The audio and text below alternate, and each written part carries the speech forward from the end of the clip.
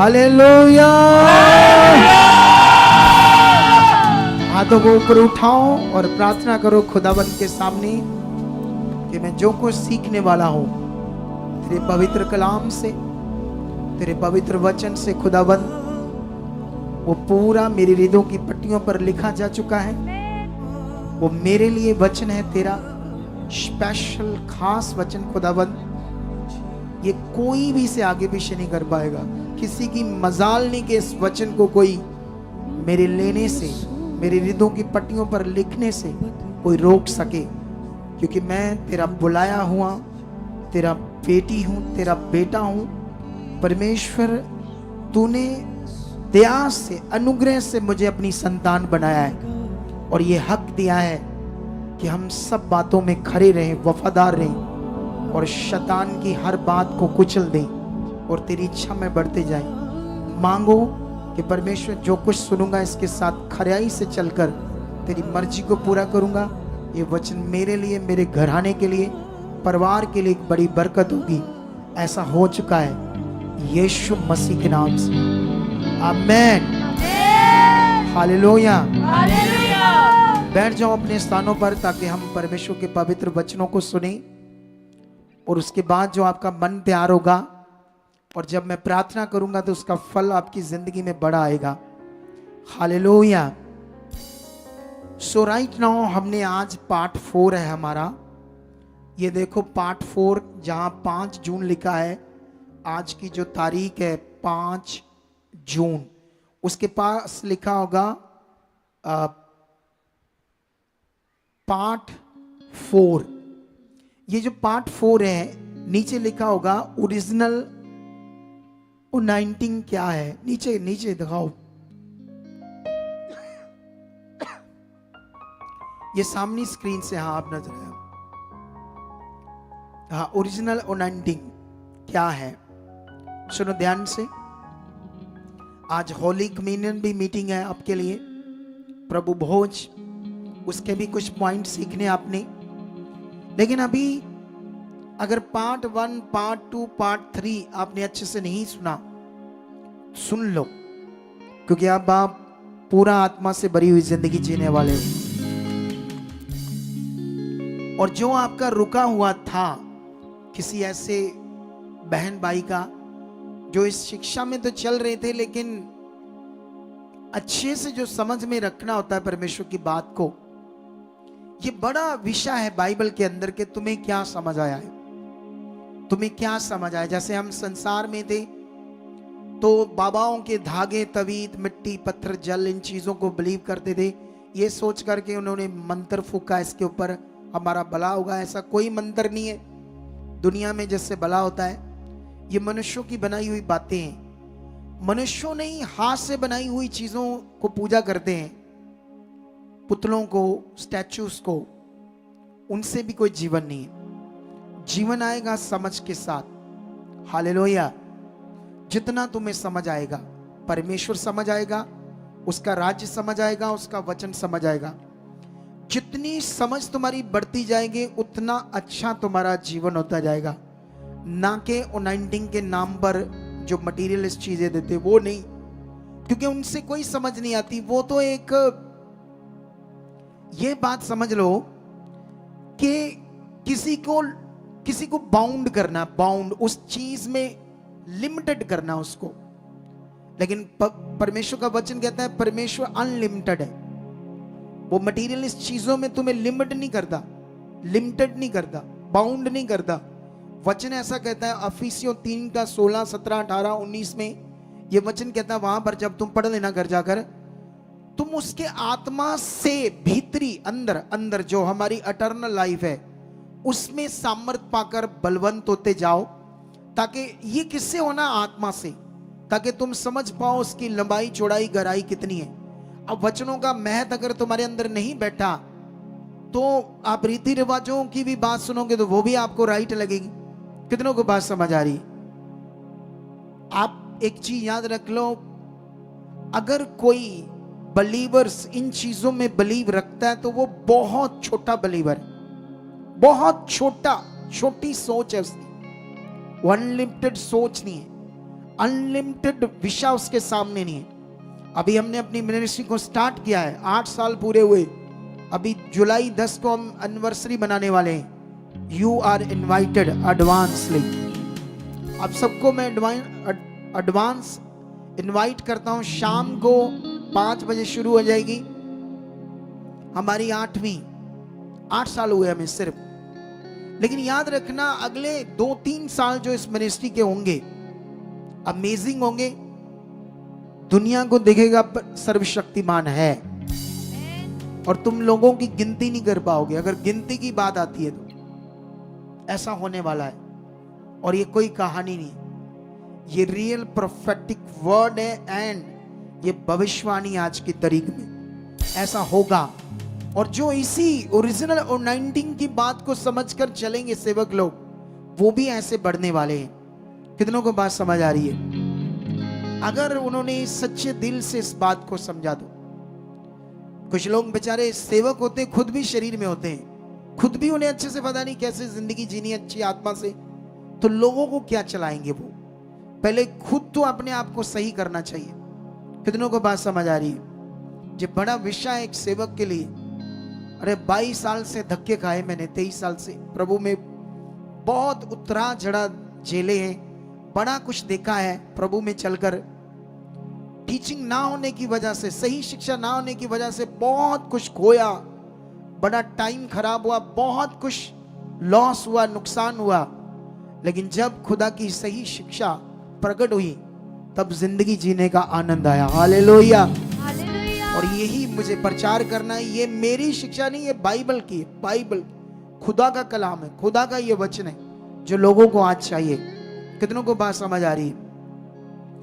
लेकिन अभी इसी बात में आज मैं तुम लोगों को कुछ वचन समझाना चाहता हूं जल्दी, क्योंकि हमारे पास टाइम भी कम है और वचन भी तुम्हें देना आज का, तो इसलिए मैं बाइबल में चलता हूं आपके लिए। तो बाइबल में आज मैं पतरस की बुक में जाऊंगा, पहला पतरस, ठीक है? वहां की आज आपको टीचिंग समझाता हूं कुछ बातों से। इन दिनों में परमेश्वर जो भी मेरे ऊपर प्रकट कर रहा है वो लाजवाब है, अद्भुत है और वो बहुत बड़ा है। अभी आज एक भविष्यवाणी तुमने सुनी ना, एक बहन बोल रही थी कि खुदा के दास ने मेरा नाम लिया निम्मी। मुझे याद है ये पता नहीं 3-4 महीने पहले की शायद बात है, या आई डोंट, मैं भी भूल गया कब थी। मैं से ले रहा था एक नाम, तो देख लो वो कितना परेशान थी। तो मैंने कहा था तुम्हें हर मेरी भविष्यवाणी जो मैं यहां करूंगा एक ना एक दिन तुम्हें लोग अगर बताएंगे हाँ ये नाम लिया था, हम थे वो हम थे। ऐसी कोई बात कथा कहानी नहीं है। पहली तो बात, मैं भविष्यवाणी करता ही उतनी है जितनी मुझे समझ आती है आत्मा में, ऐसे नहीं बुद्धि से कुछ भी बोल रहा हूं। कितनों को बात समझ आ रही? लेकिन यहां से हम स्टार्ट करते हैं आज आपके लिए पतरस की पत्री, पहली पत्री, फर्स्ट लेटर इसको बोलते हैं, ठीक है? लेकिन ये जो पत्री लिखी उसने लिखी यहूदियों के लिए, इजराइलियों के लिए, लेकिन उसने नए नियम की बातों को इस तरीके से बताया उनको, उनके हिसाब से जैसे वो समझ सकते थे। कितनों को बात समझ आ रही? ये टीचिंग्स का बड़ा महत्व होता है। अगर ये टीचिंग्स का महत्व तुम्हें समझ नहीं आया तो तुम आगे कैसे बढ़ पाओगे? और ये मुझे खुदा ने प्रकट किया है। मेरा अगुआ इस समय, जो भी मेरे अगुए थे एक टाइम, कुछ तो जिंदा होंगे लेकिन कुछ लोग सो गए मसीह में, जिनसे मैंने बपतिस्मा लिया था 2003 में मैंने बपतिस्मा ले लिया था 2003 में। कितनों को बात समझ आ रही? नहर में, ये वाली जो नहर है हमारी सुल्तान, वो अगुआ आज जिंदा नहीं है दुनिया में, वो मसीह में सो गया है। 2-3 और पास्टर्स के साथ मैं रहा, फिर मैंने एक अमेरिका के ग्रुप के साथ काम किया।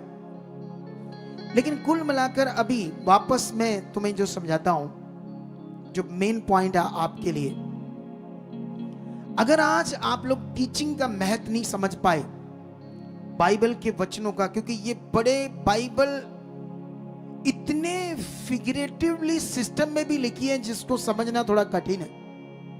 आप जानते हो फिगरेटिवली होता है जो सामने लिखा है, वो जो लिखा है उसमें एक और मीनिंग है आत्मिक, उसको बोलते हैं फिगरेटिवली।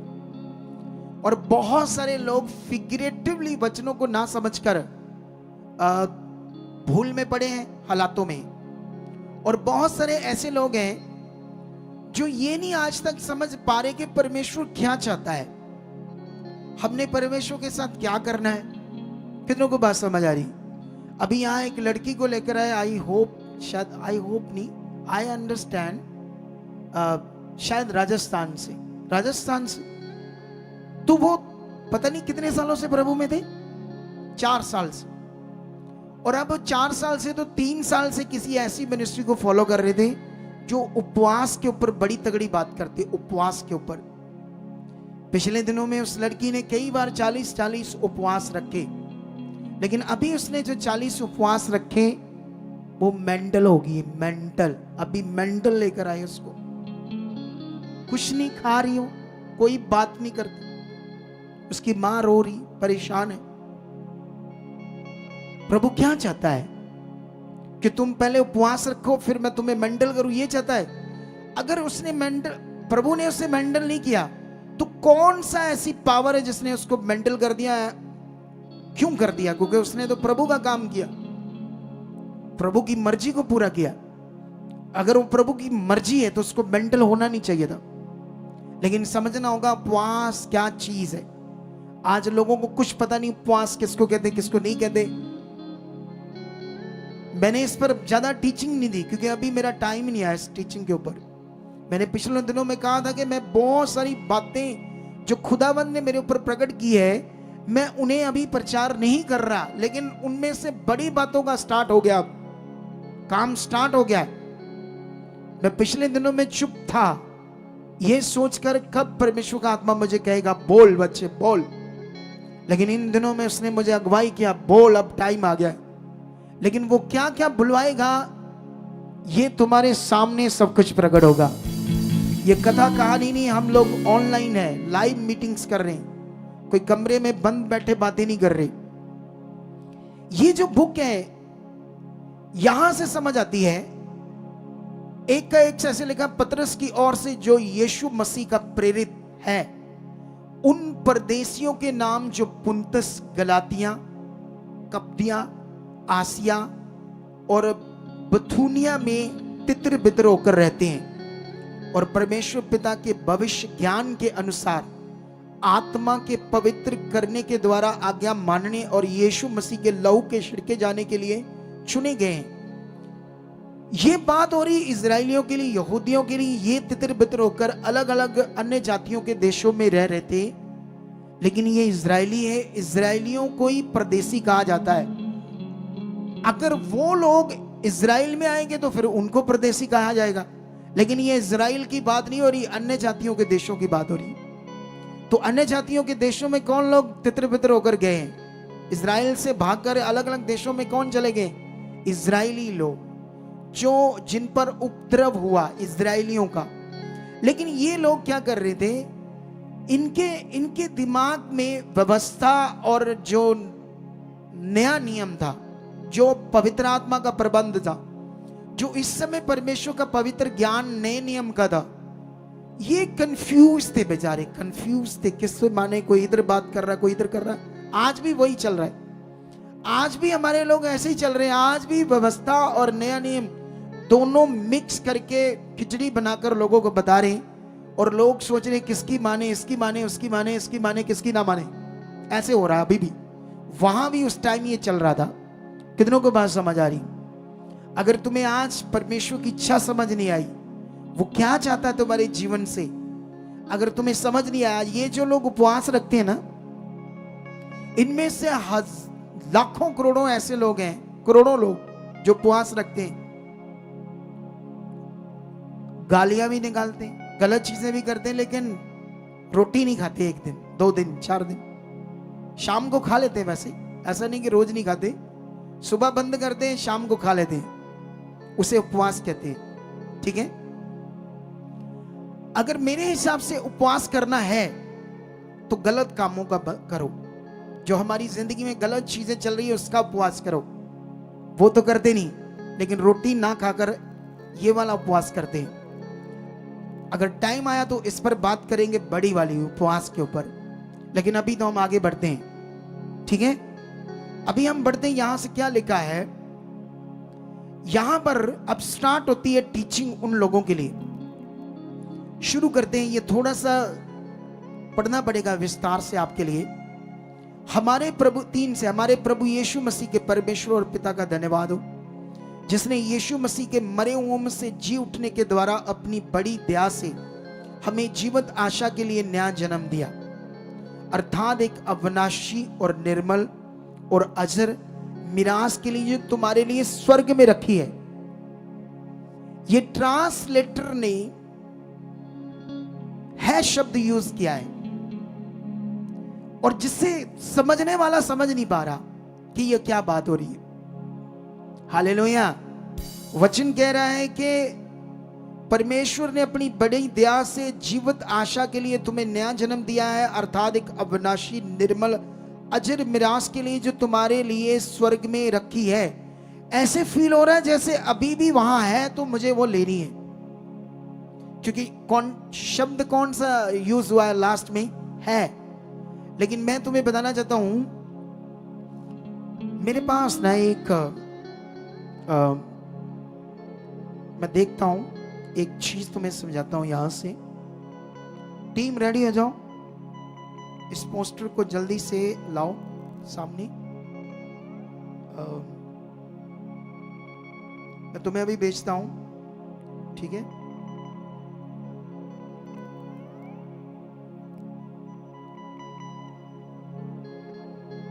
दिखाओ इसे जल्दी, इस पोस्टर को, ठीक है? अभी इस पोस्टर को देखते हैं और तुम्हें यह समझाते हैं कि जब उस समय वचन लिखे गए, ये देखो, थोड़ा जूम करो से, जूम करो से, और जूम करो, इसकी लिखत दिखाओ, इसकी लिखत, लिखत नीचे नीचे, अरे खाली पेज दिखा रहे हो, और जूम करो। ये जो लिखत है ये हिब्रू है, हिब्रू। कौन सी है ये? हिब्रू लैंग्वेज, ठीक है? ये इनमें हिब्रू में हमारे जैसे इज एम आर था, थी, थू, था नहीं आता था, हो गया, कर दिया, ऐसे शब्द होते थे, समझ आती उनकी लैंग्वेज में। लेकिन ये वापस जाओ, वापस जाओ, वापस पूरा दिखाओ, उस सोए हुए वापस दिखाओ। इनके कान है कि नहीं है अंदर? मेरी बात सुनते नहीं है? हाँ, ये देखो, वो पत्थरों पर लिखते थे, पत्थर जो लकड़ी के पत्थर होते उस पर लिखते थे। उनके पेपर ऐसे फट गए जो लोगों को बाद में मिले। अब कैसे जोड़ेंगे वो लाइन को, सोच कर देखो। उन्होंने क्या किया? बड़ी प्रार्थना करके समझ से कहीं ना कहीं रचना पढ़ पढ़ के मैच करना कोशिश की, फिर भी उनसे कभी कभी 1-2 अक्षर आगे पीछे हो गए। कितनों को बात समझ आ रही? वही जो अक्षर 1-2 आगे पीछे हो गए, उन्हीं से आज गड़बड़ चल रही है हमारे लोगों में। अगर ये चीज ठीक हो जाए तो हम सब एक हो जाएंगे, सबकी शिक्षा एक हो जाएगी, सब जगह एक हो जाएगा। लेकिन ये थोड़ा गड़बड़ चल रही है। कितनों को बात समझ आ रही? लेकिन इसी से समझना होगा, ये है शब्द जो था, इसे है भी करके यूज कर सकते हैं। और अब जिन लोगों ने उद्धार पा लिया है वो इसे है शब्द ही नहीं यूज कर सकते, उनके लिए था। ऐसे वो मिरास थी, तुम्हारे लिए थी, लेकिन अब तो मिल गई। क्या थी? वो ऐसा भी शब्द यूज कर सकते, लेकिन जिन्हें अभी नहीं मिली उनके लिए है शब्द भी यूज हो सकता है, क्योंकि अभी उनके लिए है वो चीज, कंटिन्यू है। लेकिन जिन्होंने पाली, वो सेंटेंस पढ़ने में गड़बड़ हो रही है। मैं पहले बड़ा पढ़ता था, मुझे समझ नहीं आती थी क्या बात है, क्या बात हो रही है। तो मैं आपको ये समझाने की कोशिश कर रहा हूं कि परमेश्वर ने जो उद्धार की बात हो रही है, पतरस उसे आत्मा के द्वारा लिख रहा हमारे लिए।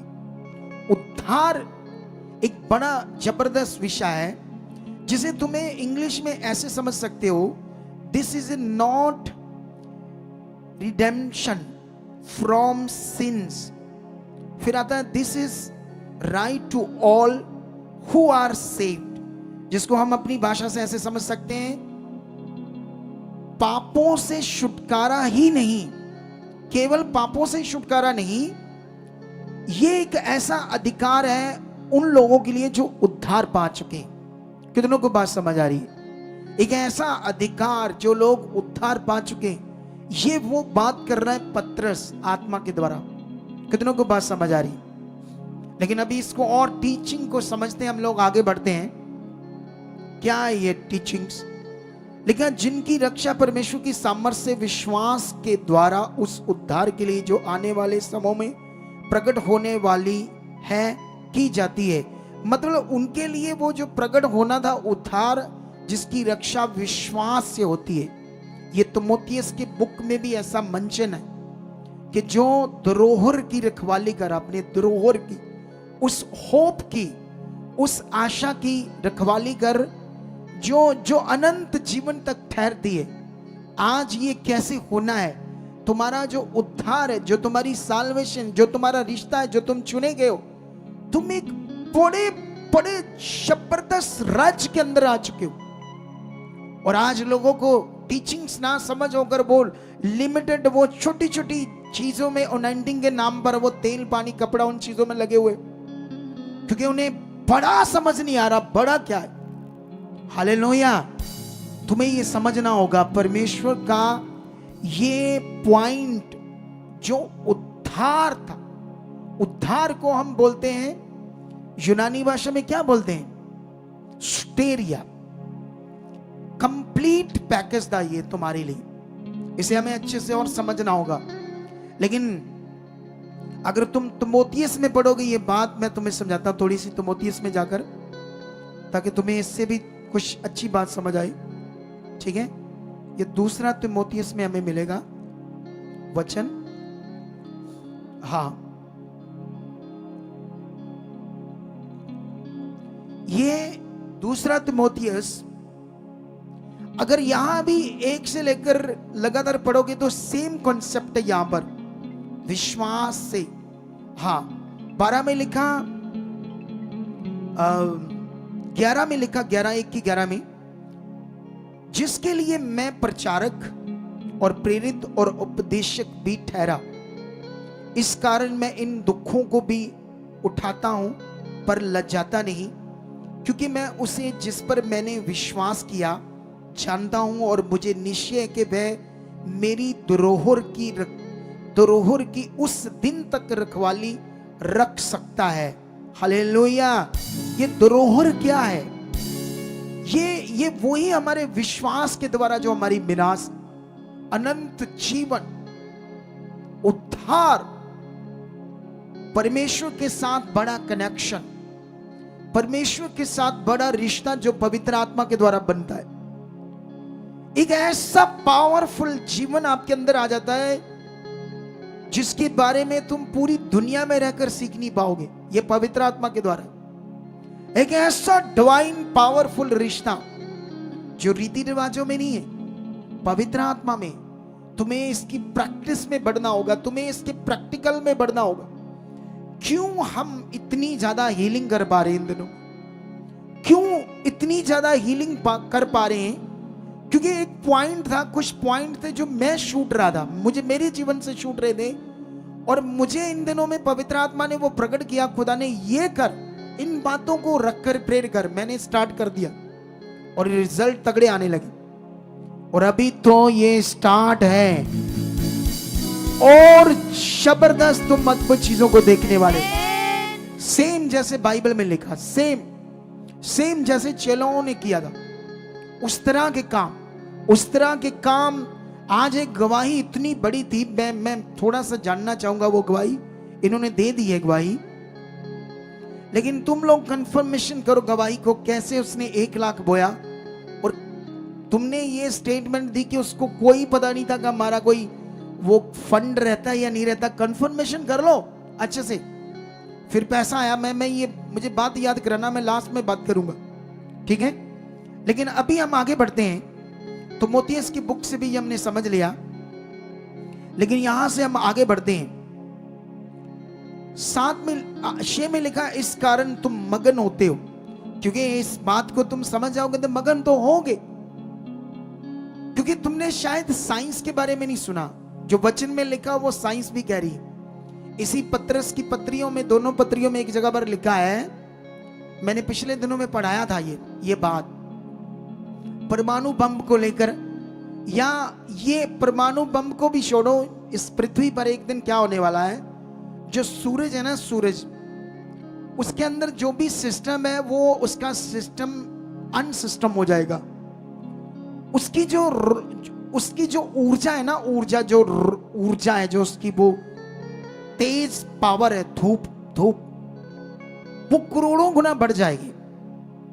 और जो उसके सामने ये पृथ्वी है ना, पानी बन जाएगी, पानी। ये नामो निशान नहीं रहेगा, ना आसमान का ना चीजों का, वो खुद भी मिट जाएगा।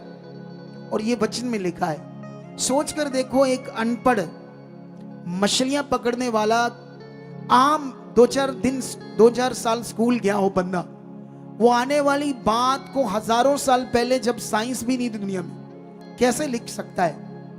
कैसे लिख सकता है वो? इसका मतलब परमेश्वर का वचन एक सीरियस विषय है। जो लोग इसको सीरियस नहीं लेते, सुनते बैठते उठते चले जाते हैं, घर में रील्स देखते हैं और घर में जाकर इन वचनों का अध्ययन नहीं करते। आज क्या था, मैं दोबारा सुनूंगा, मैं दोबारा सुनूंगा, मैं ध्यान दूंगा। अगर आपका ध्यान नहीं बन रहा, अंगीकार करो खुदा के सामने, मेरा मन बन चुका है, मैं वचनों को दोबारा सुनना है, मैं गवाहियों को सुनना हूं, मैं बाइबल पढ़ रहा हूं, परमेश्वर मैं तेरी इच्छा में चल रहा हूं, मेरा घर, मेरा परिवार, हम सब एक हो चुके तेरे साथ। रोज रोज करो, क्योंकि उद्धार सबसे कीमती चीज है। शैतान ऐसे ऐसे कानून देशों में ला रहा है जिससे वो चाहता ही नहीं कि लोग यीशु मसीह में आए। एंटी कन्वर्जन बिल यूपी में पास है, वहां सुसमाचार देना, प्रचार करना कठिन हो चुका है। अगर पंजाब में होता है तो तुम लोग, यहां तक भी वो बोल रहे हैं कि जो यीशु मसीह में गए हैं ना, जो क्या कहते हैं उसको, सरकारों के हिसाब से पेपर वर्क होता है कि मैं यीशु मसीह में, वो भी करो। अब ये टाइम आ गया तो करोगे? कितने करेंगे पता नहीं, कौन करेंगे, लेकिन जो तो स्वर्ग जाना चाहते वो तो कर लेंगे। अगर ऐसा भी नौबत आई तो कितनों को बात समझ आ रही? हम तो खुदा के लिए सब कुछ करने के लिए तैयार है। कितनों को बात समझ आ रही है? हालेलुया! समझ आ रहा कि नहीं समझ आ रहा? ऐसी ऐसी चीजें खड़ी कर रहा है कि ये लोगों को उद्धार ना मिले, लोगों का जीवन ना बचे, लोगों की जो तकलीफ है, जो परेशानियां उनके घरों में, जो तकलीफ भरा जीवन जी रहे हैं, उससे कभी छुटकारा ना मिले। शैतान ऐसा चाहता है, लेकिन बाइबल कहती है लोगों ने बलपूर्वक उद्धार पाया।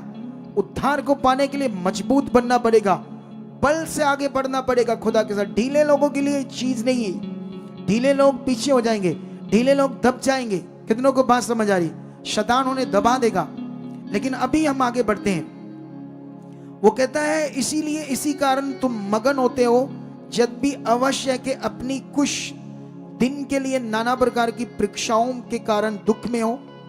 और ये इसलिए है कि तुम्हारा परखा हुआ विश्वास, जो आग से ताए हुए नाशवान सोने से भी कहीं अधिक बहुमूल्य है, और यीशु मसीह के प्रकट होने पर प्रशंसा और मसीह महिमा और आदर का कारण ठहरे। अब ये जो वचन है, इस पर ध्यान दो। परमेश्वर की ओर से तुम्हारे लिए उद्धार, छुटकारा, अनंत जीवन है, शांति का जीवन। तुम्हारे घर में प्यार होगा, शांति की नदियां बहेगी। लेकिन जब तुम परमेश्वर से दूर रहोगे तो क्लेश, नशे, मारपीट, गंदी जीवन, गंदा जीवन होगा, एक दूसरे को वड्ड खाने वाला जीवन। कितनों को बात समझ आ रही? लेकिन यहां पर वचन कहता है वो जीवन है, लेकिन दुनिया की तरफ से, दुष्ट लोगों की तरफ से तुम्हारा विरोध होगा, या घर से भी तुम्हारा विरोध होगा। तुम्हारे अपने लोग भी कहेंगे ओ तू कहां जा रहा, ओ तू ईसाई बन रहा, ये कर रहा, वो कर रहा। ये परमेश्वर का राज्य है जहां जीवन मिलेगा हर दुनिया के इंसान को। तुम्हें बढ़ना होगा। हालेलुया! सीधे होकर रहो, अपनी मुंडी मंडी को सीधा रखो। ये जो मुंडी है ना आपकी गर्दन, इसे सुनने में ध्यान दो। अपनी कुर्सियों पर कंफर्ट ना बैठो, ऐसे बैठो, ढो मत लगाओ, ऐसे सुनो सीधा होकर। कितनों को बात समझ रही? ताकि वचन तुम्हारे अंदर जाए। अभी यहां पर लिखा है कि ये जो शैतान कोशिश कर रहा है तुम्हें ये अच्छा जीवन ना मिले इधर उधर से, लेकिन उस समय तुम जब खड़े रहोगे, परमेश्वर के साथ बढ़ोगे, तो वो एक टेस्ट समझते ना, जैसे आप स्कूल में पढ़ते हो तो आपका एग्जाम होता है, तो आप वो लिखते हो चीजें, तो फिर आप पास होते हो। ये एक टेस्ट है, परीक्षाएं नहीं। परीक्षाएं एक अलग विषय, टेस्ट एक अलग विषय। कितनों को बात समझ आ रही? परमेश्वर इस समय कोई आपकी परीक्षा नहीं लेता, आपको दुख देने वाली परीक्षा, हालात देगा ऐसी कोई परीक्षा, ऐसा कोई परमेश्वर का वचन नहीं। अब नए नियम, लेकिन याद रखो ये टेस्ट है। टेस्ट आपके विश्वास का टेस्ट। जैसे मान लो आपके मोहल्ले में आपका विरोध हुआ, तो आप विश्वास में खड़े रहते हो या नहीं खड़े रहते? खुदा के सामने ये टेस्ट है। तुम खड़े होकर बोलते हैं हाँ जाता हूं, बोलो क्या है? मेरी मर्जी, मेरा जीवन, मैं यहां मर्जी जाऊं, मैं यीशु मेरा प्रभु है, वो मेरा उद्धार करता है, उसके नाम को प्रकट करते हो। ये तुम्हारा टेस्ट है लोगों के सामने। कितनों को बात समझ आ रही?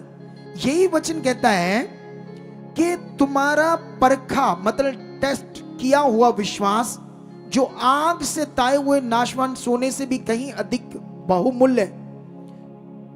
पृथ्वी पर ये तुम्हारा विश्वास इतना बहुमूल्य चीज है कि पृथ्वी पर भी तुम्हारा जीवन अच्छा करेगा और तुम्हें अनंत जीवन भी दिलाएगा।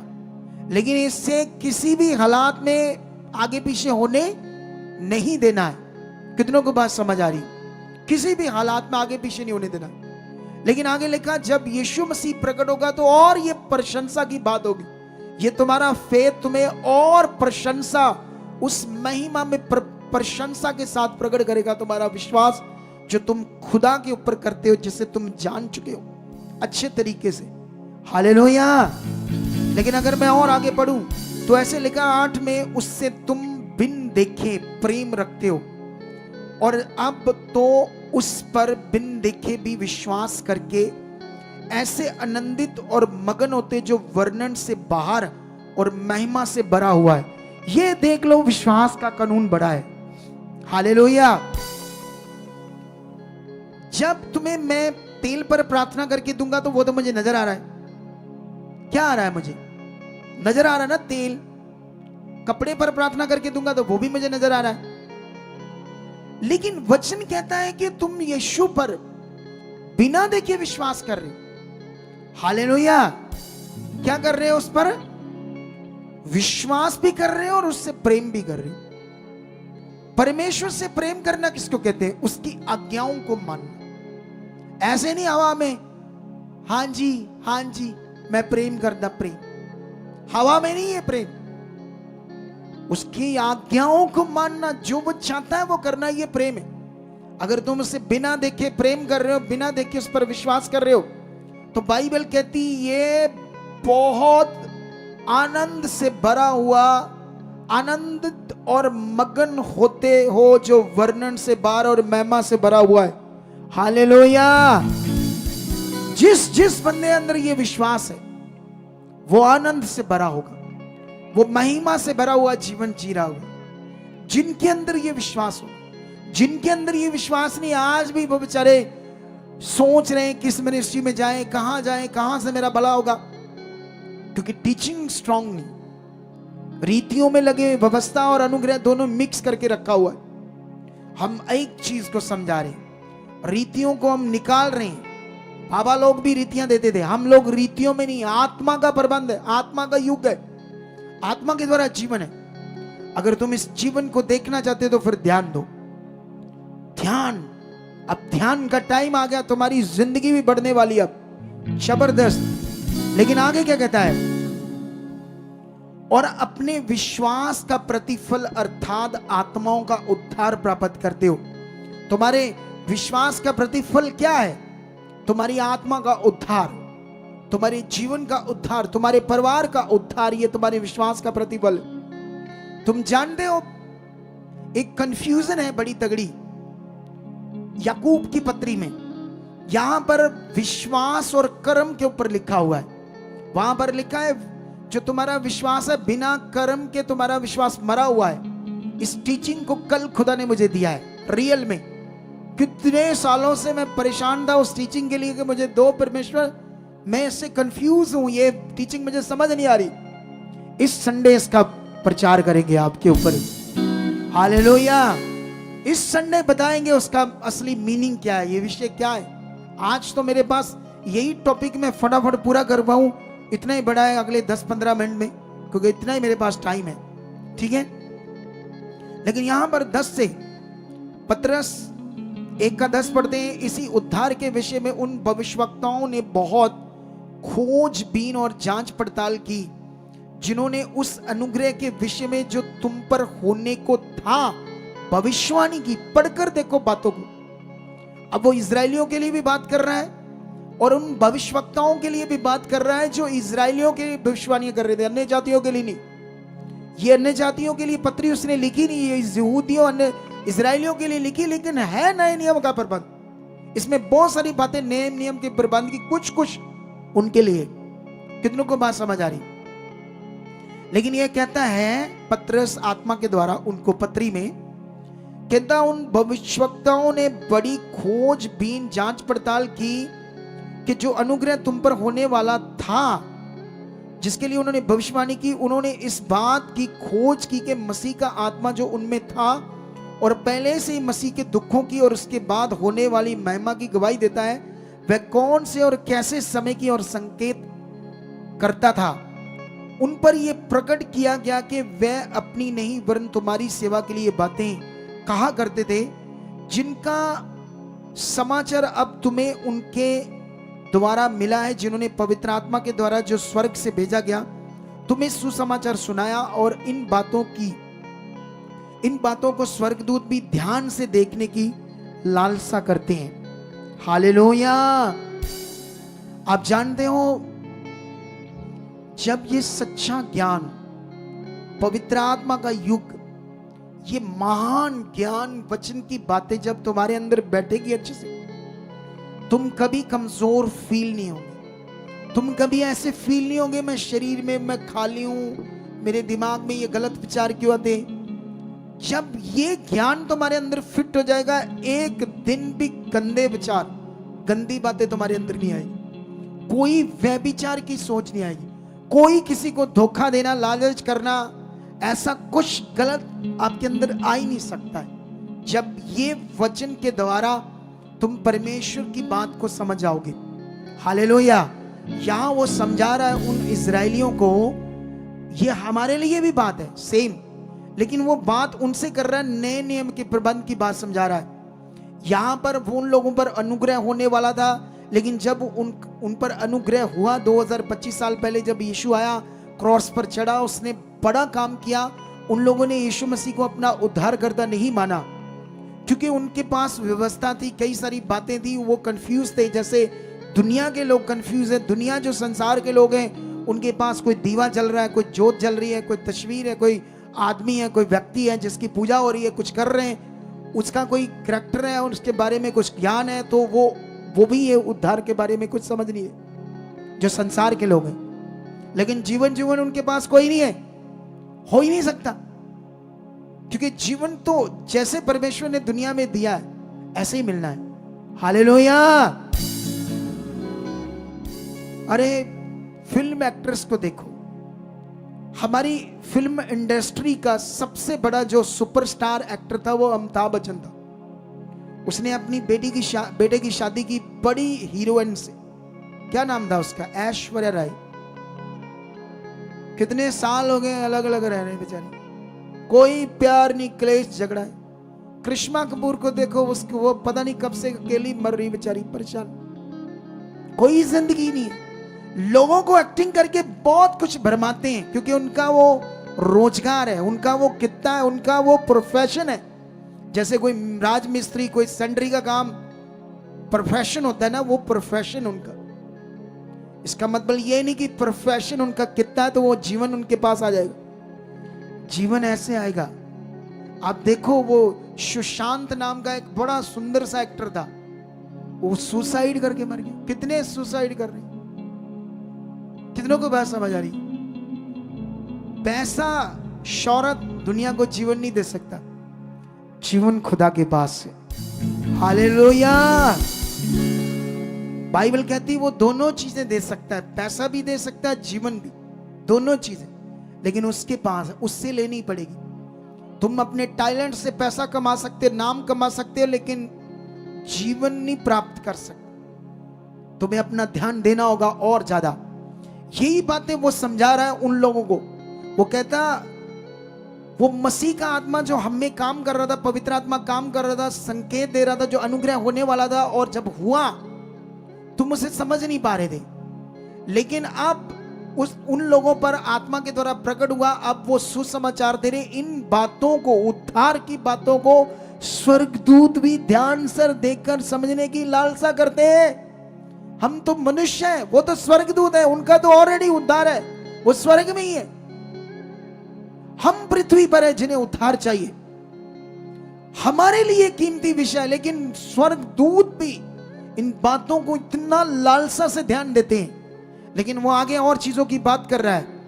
13 में कहता है, इस कारण अपनी बुद्धि की, अपनी बुद्धि की कमर बांधकर, ये पावरफुल पॉइंट है, बुद्धि की कमर बांधनी है। हालेलुया। क्या कभी बुद्धि की कमर होती कोई? इसे बोलते फिगरेटिवली वचन, मतलब अपनी बुद्धि में राइट बनो, बुद्धि में ध्यान दो, पकड़ करो इस प्रबंध की, जो परमेश्वर का उद्धार का प्रबंध है, जो अनुग्रह का प्रबंध है, जो पवित्र आत्मा का प्रबंध है। इस पर गौर करो, ध्यान दो, अपनी समझ में अपनी बुद्धि की कमर कस लो, मतलब स्ट्रॉन्ग स्ट्रिक्ट ध्यान दो, अच्छा वाला। ऐसे नहीं बैठे ऐसे कुर्सी पर बैठे बैठे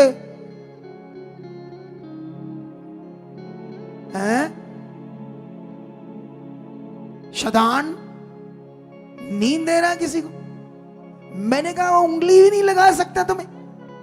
क्या कहा था मैंने कहा अगर तुम जो सीख रहे हो, कर रहे हो, तो उसकी मजाल नहीं कि तुम्हें उंगली भी लगा सके। हालेलुया। कितनों को बात समझ आ रही है? जिस दिन तुम इस प्रबंध में स्ट्रांग चलोगे, खुदा तुम्हारे साथ खड़ा हो जाएगा, रास्ते खोलता जाएगा इन सेवकों के साथ, सेवकाइयां बढ़ती जाएगी।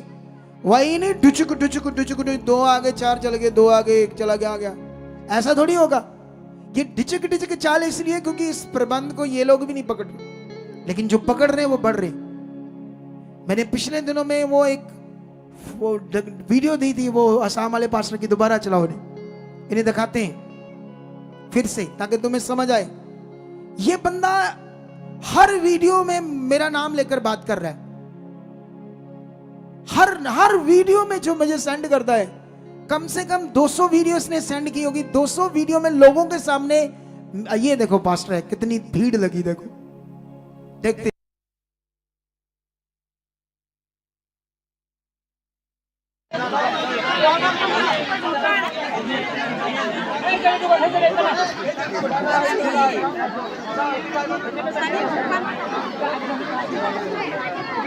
कुछ भी नहीं अभी वो बता रहा था मुझे। हाँ बस बहुत। कितनों को बात समझ आ रही? ये सही पकड़ कर चल रहा है। इधर कुछ छोटे छोटे बिलीवर, छोटे छोटे सेवा करने वाले बच्चे, पापा ने ऐ कहता, पापा ने ओ कहता, पापा ही पू पी ले, कमाल हो गई ताड़ी।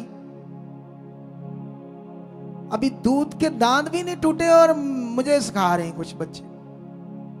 कितनों को बात समझ आ रही? ओ भाइयों, तुम सीखे हो, यहां से कुछ पाया है, मुझे मेरे पर उंगली उठा रहे हो कुछ लोग, तभी तो बढ़ नहीं पा रहे हो। ये बेचारा ठोकरे खाकर आया है। 50 रुपए की शीशी लेकर जाता था तेल की, तो उस पास्टर ने कहा था, देख मैंने 10 रुपए कमाए, सिर्फ 40 का मेरा खर्चा है, 10 मैंने कमाए, तू 100 की दे, देख तेरे को मैं बेनिफिट ज्यादा दे रहा हूं, 50 रुपए। वाह वो पास्टर, बिजनेस दुकान ताड़ी वधिया है। हाल देख लो, 50 की तुम्हें दे रहा हूं मैं शीशी। ये भयंकर है इन चीजों को, मटेरियल को और आत्मा के प्रबंध को जान पाए। कुछ भी नहीं था, किराया तक नहीं था इधर आने के लिए। इतना इतना लफाफा भरकर बीज लेकर आ रहा हूं। अरे किराया तक नहीं था उसके पास। कितनों को बात समझ आ रही? तुम समझ क्या रहे हो परमेश्वर के प्रबंध को? तुम्हें प्रेयर क्या करनी आ गई, तुम्हें थोड़ा सा बातें क्या करनी आ गई, तो तुमने समझा मुझे सब कुछ आ गया। अगर अलीशा भी ऐसे होता तो 2 गुना भाग उस पर आत्मा का कभी काम ना करता। कितनों को बात समझ आ रही? वो इसीलिए कर पाया क्योंकि इतना दीन था कि डंडा भी मारे उसका स्पिरिचुअल फादर, मान लो मारे, उसने मारा नहीं, लेकिन कितनी बातों में डांट तो खाई होगी, लेकिन फिर भी चिपका हुआ था उसके चरणों के साथ। और दुख था जब वो जा रहा था स्वर्ग में, हाय कर रहा था, स्वामी पिताजी करके बात कर रहा था। वो चाहता ही नहीं था कि मुझसे अलग हूं। ये है वो रिश्ता आत्मिक जिसे सिखाया गया है, उसके साथ एक रिश्ता। कितनों को बात समझ आ रही? जिस दिन तुमने शरीर को मार के ऐसा मन बनाया तो तुम जबरदस्त आगे जाओगे, क्योंकि मेरा तो रिश्ता है, मेरे साथ तो ये है कि तुमने जो सीखना उसमें वफादारी करनी है, लेकिन फेथ सब कुछ खुदा के साथ करना है। बड़ा दर्जा सब चीजों में प्रायोरिटी खुदा को देनी, जो मैं तुम्हें सिखाऊंगा। कितनों को बात समझ आ रही? लेकिन कहता है इस कारण अपनी बुद्धि की कमर बांधकर और सचेत रहकर उस अनुग्रह की पूरी आशा रखो जो यीशु मसीह के प्रकट होने के समय तुम्हें मिलने वाला है। आज्ञाकारी बालकों के समान अपनी अज्ञानता के समय की पुरानी अभिलाषाओं के सदृश ना बनो। ये क्यों उन्हें समझा रहा है? पुरानी अभिलाषाएं, शरीर की बातों के क्या ना बनो, सदर्श ना बनो, फिर से अपना वो आज्ञाकारी बालक बनना है। वो बता रहा है कि जो तुम पहले अज्ञानता के समय में तुम्हारे पास जो पुरानी शिक्षा थी, रीति रिवाज था, वो अब प्रबंध खत्म हो गया है, उसमें कोई पावर नहीं है, उसमें कोई जीवन नहीं है। अब वो बता रहा है कि जिसने तुम्हें बुलाया है, ऐसा लिखा है, पर जैसा तुम्हारा बुलाने वाला पवित्र है वैसे ही तुम भी क्या बनो? पवित्र बनो। हालेलुया। और आगे क्या बात कर रहा है? मैं जल्दी से तुम्हें जल्दी शायद 5-7 मिनट में इसको मैं क्लियर करना चाहता हूं। और सारे चाल चलन में पवित्र बनो, क्योंकि लिखा है पवित्र बनो क्योंकि मैं पवित्र हूं। और जबकि ऐसा लिखा, जबकि तुम हे पिता कहकर उससे प्रार्थना करते हो जो बिना पक्षपात हर एक काम के अनुसार न्याय करता है, तो अपने परदेसी होने का समय भय से बताओ। ये बड़ी बातें हैं, इसका एक्सप्लेन थोड़ा पढ़ने से तुम्हें समझ आ रहा है, लेकिन मैं अगर इसका एक्सप्लेन करूंगा तो लंबा हो जाएगा। मैं अगली बातों का करके मेन टॉपिक पर आना चाहता हूं, ठीक है? 18 में लिखा, क्योंकि तुम जानते हो कि तुम्हारा निकम्मा चाल चलन जो बाप दादों से चला आता है, उससे तुम्हारा छुटकारा सोने चांदी अर्थात नाशवान वस्तुओं के द्वारा नहीं हुआ है। इजरायली लोग मटीरियलिस्ट चीजों के द्वारा ही धार्मिकता करते थे। वो बेदी बनाते थे, जानवरों की बलि देते थे, कितनी सारी मटीरियलिस्ट चीजें, मिट्टी, पत्थर, तांबा, लोहे, ऐसी चीजों को लेकर वो अपनी धार्मिकता करते थे। वो उन्हें समझा रहा है कि देख, तुम्हारा जो छुटकारा, उद्धार जो है, वो किसी वस्तु के द्वारा नहीं है। आज भी नए नियम का प्रबंध ये कहता है कि तुम्हारा, अभी वो लड़की जो कितनी जगह पर गए, चर्चेस में भी गए, लेकिन 3 साल से रोज 30-40 वॉमिटिंग्स आती थी। मतलब वो सोच रहे थे कि वो सोचती थी सुसाइड कर लो, इससे अच्छा मर जाऊं। पति परेशान, दुखी था, सब कुछ कर लिया। हमने तो वो कहा हटाओ, ये करो। अब मुझे बताओ, अब अगर मैं नाम लूं कहां कहां गए तो फिर तुम्हें समझ आएगी। जहां लोगों को लगता है सबसे अच्छा हो जाएगा वहां भी चले गए। क्या समझ आती तुम्हें? कुछ भी नहीं हुआ उनसे।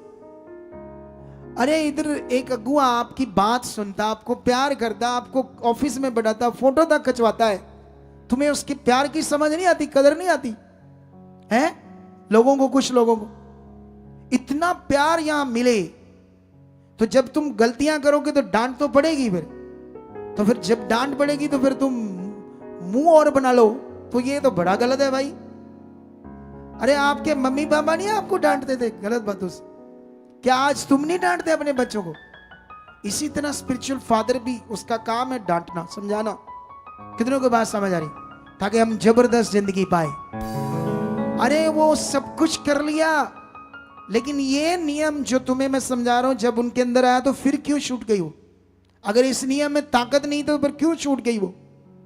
बताओ, क्यों छूट गई वो? क्यों उसकी डिलीवरेंस हो गई? क्यों छुटकारा हो गया?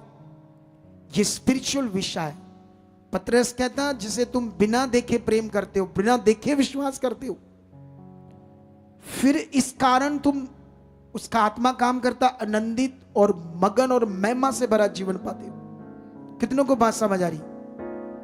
जिसे तुम बिना देखे विश्वास करते हो। बाइबल भी कहती, इब्रानियां 1, अब विश्वास आशा की हुई वस्तुओं का निशा और अनदेखी वस्तुओं का प्रमाण है। जो विश्वास है, जो तुम देख रहे नहीं रहे, वो तुम्हारा विश्वास है। खुदा तुम्हें नजर नहीं आ रहा, तुम्हारा जो हालात है वो कब जाएगा ये कुछ नजर नहीं आ रहा, लेकिन जो तुम्हारा अनदेखा विश्वास है खुदा के ऊपर, इसको प्रैक्टिस में ले आओगे, इसे समझ पाओगे, तो तुम्हें रिजल्ट मिलेंगे बड़े बड़े जो तुम यहां देख रहे हो, वो बड़े बड़े रिजल्ट जो तुम यहां देख रहे हो।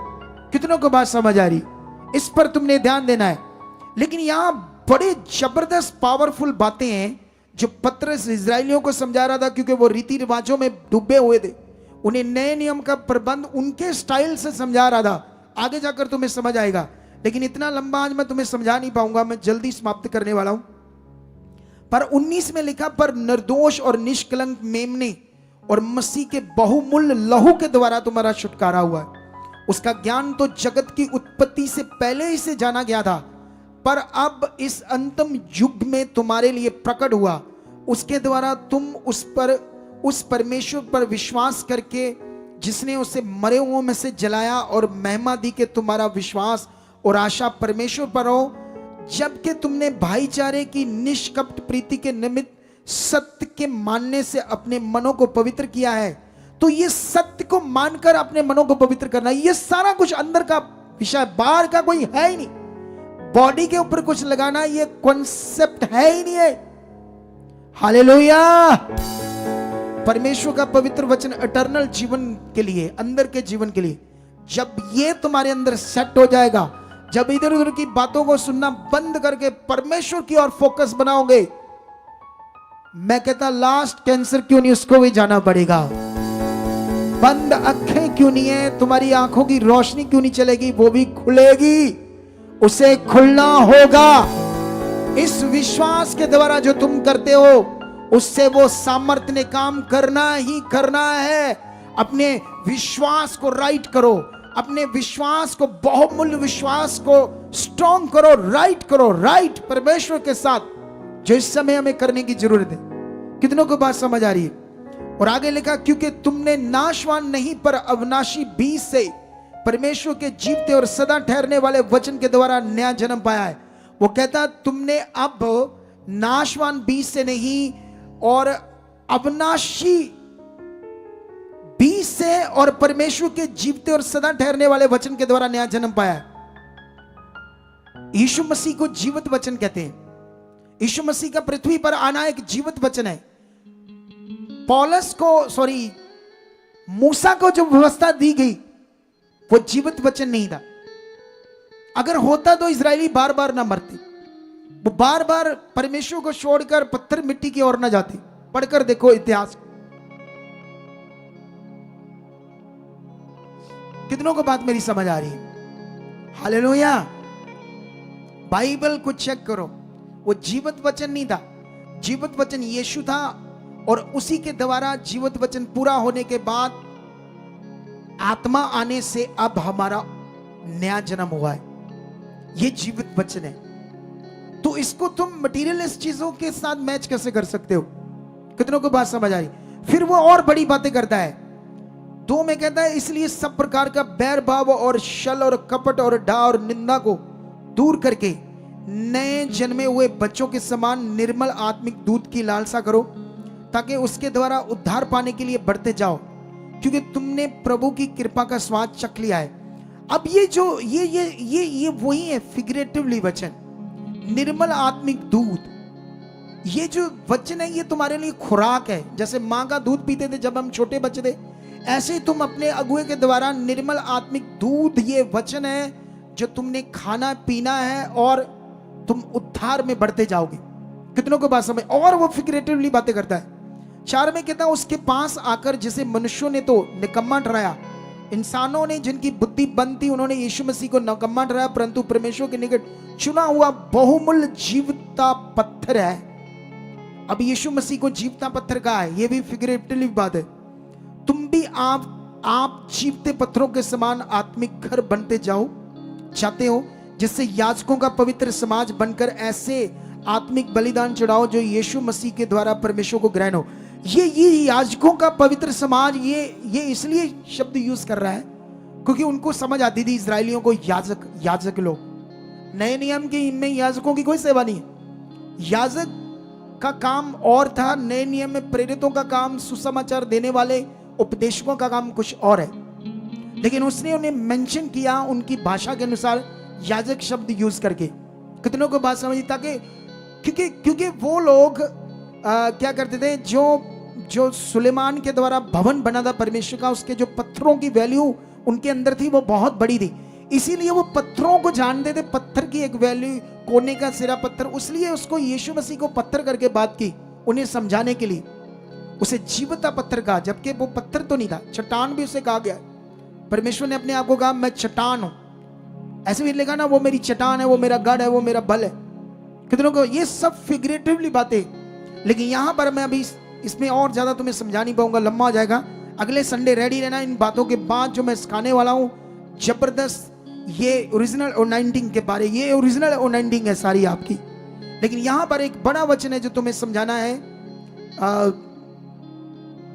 24 इसी का 2 का 24, वह आप ही हमारे पापों को अपनी देह पर लिए हुए क्रूस पर चढ़ गया, जिससे हम पापों के लिए मरकर धार्मिकता के लिए जीवन बताएं। उसी के मार खाने से तुम चंगे हुए। यह वचन थोड़े दिन पहले परमेश्वर ने मुझे बताया, इसका असल एक्सप्लेनेशन, इसकी असल वैल्यू इस वचन की। कितनों को बात समझ आ रही है? बाइबल में लिखा उसी के कोड़े खाने से, मार खाने से।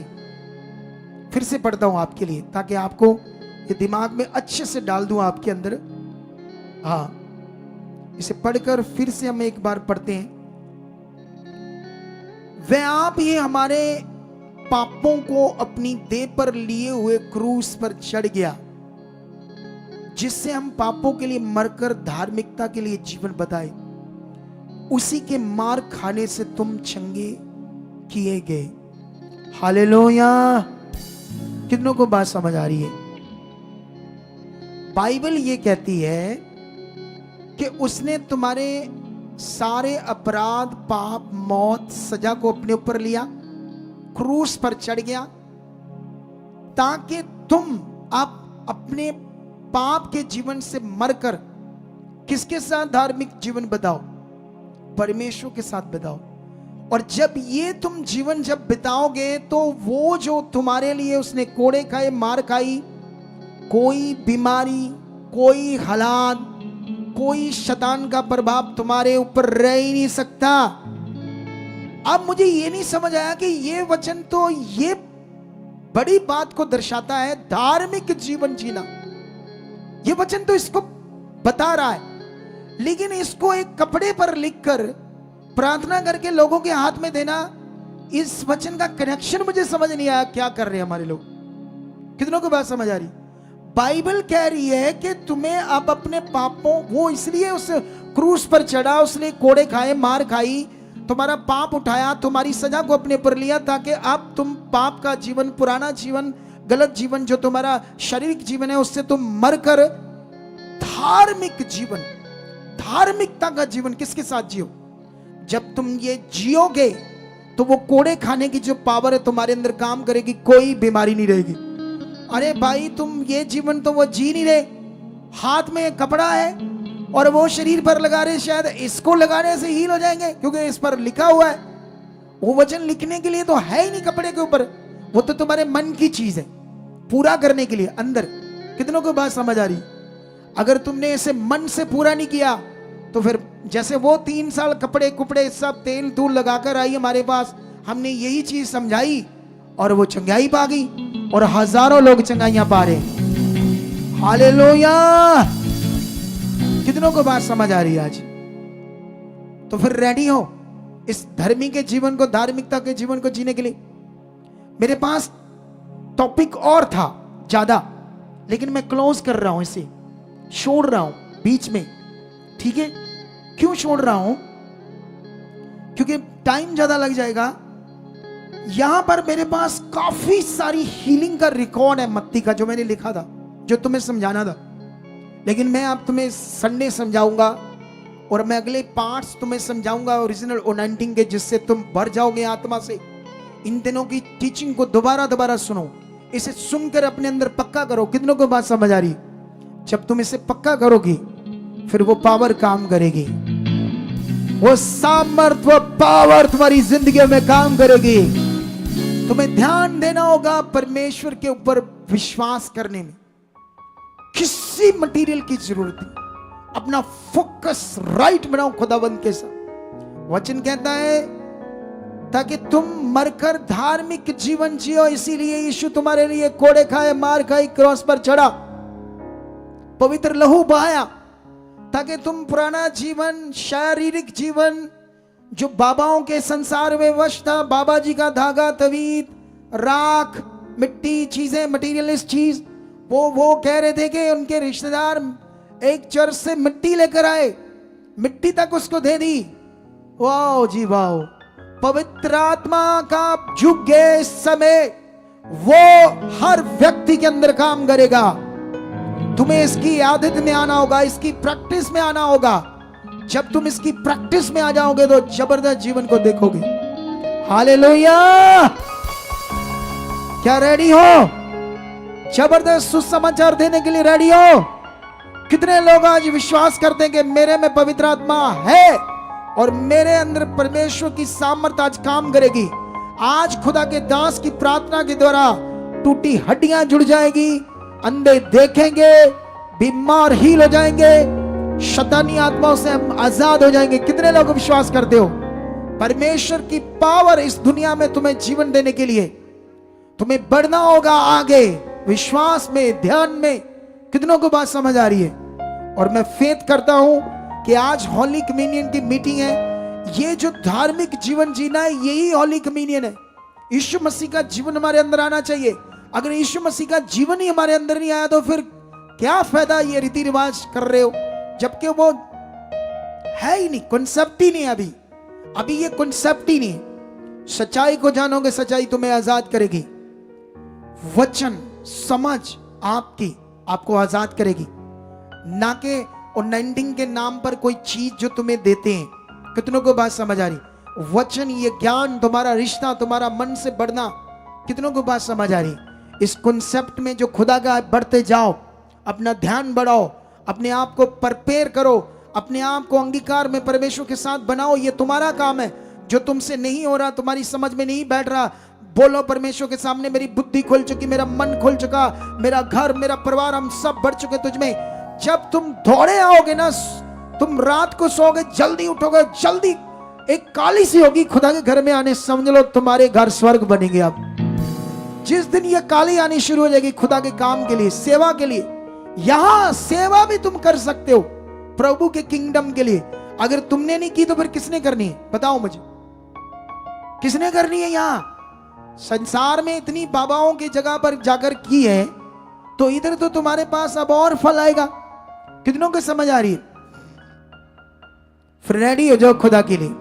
कभी कभी ये पास्टर भी आकर सेवा करें, यहाँ कोई दे बीच में एक आधा दिन यहाँ कोई सेवा करें।